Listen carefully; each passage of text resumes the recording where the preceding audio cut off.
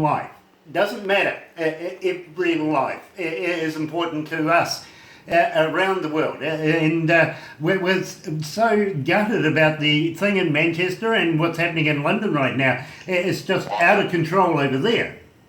And we need to be able to look at all forms of violence. Now, I believe that if your religion makes you hurt somebody, let alone kill somebody, you're in the wrong religion right away. There's absolutely no religion that ever tells you to go out and kill people.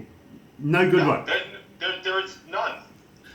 And more people die in the name of religion than anything else anyway. Exactly. It's amazing. So our purpose here in New Zealand, being a peacekeeping nation, is that we would love to be able to spread that around the world. And music is the form of relief there. It really is. And you bring such quality to the world's music stage, my friend. I really got to applaud you. I really do, because you're a wanted commodity in the world, and we see what you're doing there, and just love your work. We really do. So we appreciate everything you're doing all the way over there in Long Island, and thank you. Please pass on the love to the rest of the boys as well, especially Kaz, Nadal and Tony, because we want them to know that they are appreciated here down under in New Zealand.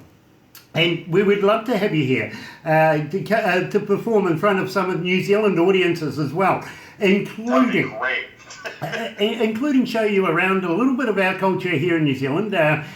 We may educate you for a few things, maybe treat you to some wild foods that we have down the South Island. I don't know whether you've ever heard of a thing called a hoo-hoo grub. It's much like a caterpillar, but it's quite large. And okay. You shove the body in your mouth and you bite off the head. You don't eat the head. It's but it's much like a creamy peanut butter. Wow. Yeah, okay. Taste sensation. So once you get past that, we may be able to even throw you off a bridge. Oh good. It's one of the karma reactions. Yeah, we have a thing. Know how to sell it. Yeah, we have a thing here in New Zealand where we like to throw people off a bridge. It's called bungee jumping. Yeah, I'm gonna pass.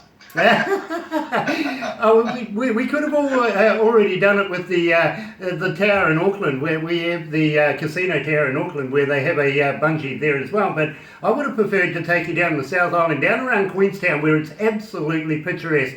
Show you around places like Marlborough Sounds. It's like where the world has never been discovered yet. It's like Jurassic Park times 10, just lovely. And the only thing you actually see down there, besides the bush and the wildlife and everything, is maybe a cruise liner every now and again, appreciating what we appreciate here, being a clean, green country. We like to keep it green, and we like to keep it clean, and respects the land as much as the air and everything else. There's no new water, no new land. We just got to live with what we got, and we like to keep it that way. So we'd like to bring you guys down here and have you perform in front of New Zealand audiences. And I don't know, should we share them with Australia? Nah. They can't even play football.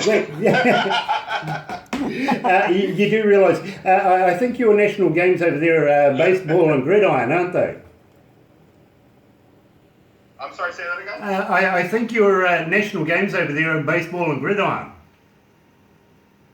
Yeah, they are. I'm a big fan of soccer, which of course is football everywhere else in the world. Hey, look, it's the beautiful game. It really is. We understand that. Yeah. But our national game here in New Zealand is rugby union. That's the one. Yeah, that's a little rough for me. Yeah, that's the one where we don't wear pads. But the world champions, the world champions at the moment, of course, are the All Blacks, our national team. And unfortunately, the Australians didn't do so well this time around. So much so that when they went for the World Championship, after they lost, we opened up an 0800 number here in New Zealand for their fans. You know, 0800 1-0, 1-0, 1 absolutely nothing. Not a single Australian rang it. Right. So, and of course, we have a thing here, April Fools on the 1st of April, where we were calling for boaties in Tasmania and that to be able to deliver our island back to us. and we had a number of Australian boaties that actually rang us up and said, hey, listen, can we have the help of the New Zealand Navy, which would be glad to take that island away from them. I reckon we can park it. I reckon we can park it where it belongs, down the bottom of the South Island, with next to Stewart Island. Perfect. Yeah, I absolutely. do like that other places in the world that like they fight with each other just like we do here in the States and Canada and stuff like that. Yeah, of course. But I put that down to a bit of ice hockey there, isn't it? Well, I mean, they have it. I mean, we'll. I mean, you know what it is? Like, I coach my daughter's soccer team, right? Which is, like I said, football everywhere else. And we were playing one of the towns over that's like traditionally like our arch nemesis, but like for no reason other than they're just the next town over. So I told the girls, I was like, we have to crush Cold Spring Harbor, and they were like, why? I was like, ask your parents. Like, there's no real rhyme or reason. Like, why do you guys hate Australians? I don't even know anymore. Well, to watch the way that all works. I will tell you one thing to keep an eye out, though, for New Zealand in the KZ series. Of course, the America's Cup coming up. We're going to take it. Oh yes. You think you can have it? Oh, look, we are going to take it. Kind of money. I don't even have enough money to watch the America's Cup. That is one expensive sport. It really is, but we felt robbed last time because they changed the rules at the very last moment and got an automatic cranker instead of using human beings like it's supposed to be, and we were winning. So we didn't win one after that because we thought it was kind of illegal actually, but never mind, it happened. So this time we're just going to make damn sure that you guys know that we're going to take it. Right. Well, you can have it. I'm speaking for all of America. You can have it. Thank you. And you're on. I just want to, just before we can this up, I just want to get your take in politics at the moment. What do you think of your beloved leader? Well, I am never really allowed to talk politics or religion because I have lots of opinions. So, as a public figure in a band, I do kind of refrain. I would like him to take a little bit more care and maybe try and be a little bit more respectful of the other institutions that we have in this country and around the world. I think some of the mistakes that are getting made are damaging and possibly irreparable. Like I know, like I'm in the state of New York, and our governor has decided to uphold the Paris Accord that the United States is apparently pulling out of. But we in our state and the state of California and the state of Washington, so far, are all going to maintain the Paris Accord because these things are important to us. And as you know, in our country, the states do have certain powers and certain rights, and we are actually allowed to do that. So, well, I'm glad that I live in a place that I can disagree with my president and still do the right thing, even if it's just going to be, our little share of it. Exactly, and I got to give you props for that. As a whole state, I want to give you guys a shout out because here in New Zealand we are very worried about the climate, if you know what I mean. We're very, very pro clean and green. And we support it very, very much, and was very worried about Bush and what he was doing. Not Bush, Trumpy. I got the wrong hairstyle there. But we were worried about what he was up to. But we got to admit at the same time, when he was running for presidency alongside fronting up against, of course, Hillary Clinton, we here in New Zealand sort of looked at each other and went, well, when does the real candidates come out? And it never did, But I just got to ask you something. Is he bucking for a fight? I don't know. I don't understand a lot of it. The impression that I get, and I respect the office and I respect all that other stuff. I'm a good citizen and all that other stuff. But I get the feeling that nobody knows what they're doing. Like it's not as simple as he thought. Like he said that in an interview not too long ago that the job was a lot harder than he thought it was going to be. Like I don't want to hear that from my president. Like I don't want to hear that from my president at all. I want to hear know exactly what's going on. I know exactly what I'm doing, but it seems like there's mistake after mistake after mistake being made. And there's talk here about what's malicious and what's naive and what's accidental and stuff like that. Exactly. It's worrisome. Yeah, yeah. And the sad fact of the matter is, I mean, from a popular vote standpoint, like, he didn't win the popular vote, but the way that our political system is set up, he won the correct number of states in order to win the presidency. But the fact that half the constituency in the country thought what he was saying was a good idea was scary. Like, but that's going on in, with England leaving, with Great Britain leaving the European Union, and what happened with the French elections and stuff, like, those were some scary things. That's like the Brexit thing is going to be a problem. It's going to be a huge international problem, and that's worrisome.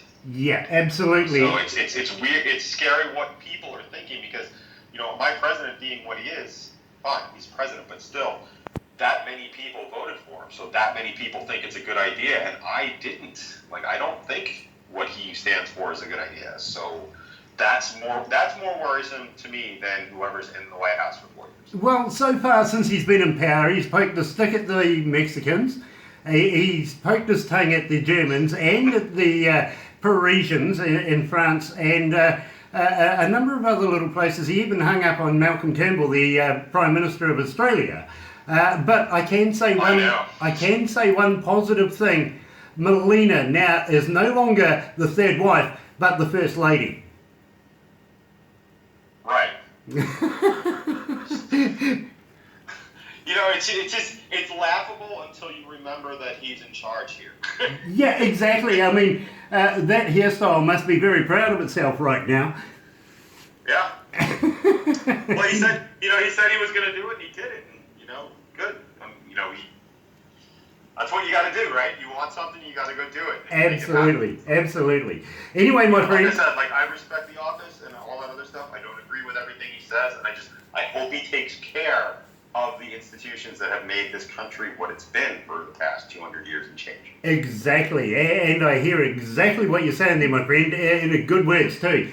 Now, I'm going to have to wrap this up right now. At the moment, my friend, it has been an absolute pleasure talking to you, and I got to welcome you to the Galaxy family for taking the time out and talking to me today. I'm so humbled about this. I really am appreciative. Thanks so much for having me. I love doing this stuff. I love meeting new people and talking to great people like you guys. It's just fantastic. Yeah, and unfortunately you got the guy with the beard, so you can tell you got the guy with the perfect face for radio. But I really do have to say thank you so much, my friend, for joining us this evening on your time, this morning our time, and we really will be keeping playing all of your music. Now, I'm also going to just throw one more thing at you.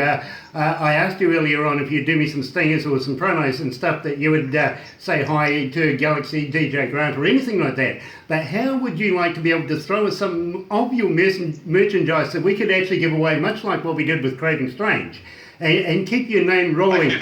Keep the listeners listening into your music, appreciating your music. It keeps your name out there as well, and we'd love to be able to interact a little bit more as well down the line, and maybe get to know the rest of your band as well. So it's been an absolute pleasure talking to you, my friend. It is a great time to be able to bring your music to the foreground. Thank you so much for everything you do, and keep in mind, it's not for people like you, then we're just playing in our basements, and that's not nearly as much fun. No, it isn't. You get too drunk there. Anyway, you have a great evening, my friend, and say hi to Jimmy and the boys as well, and tell them that we are still cranking their stuff, and now you're part of the family. We're going to be cranking your stuff more over the next coming time, when I'm sure Barbara will send you all the information that you would need for that, and we'll do a promotion for you. So have a great evening, and say hi to everybody, and tell them, don't forget, you're very much loved here in New Zealand. Thank you so much. Really, thank you guys so very much. I will be sure and tell them all of that. Nice. And keep an eye out for the magazine as well. You're going to be appearing in it, I'm sure of that. Anyway, you're right here at Galaxy 107 FM with DJ Perlman, Revel9. And believe me, what a great interview there was. Have a great day, guys.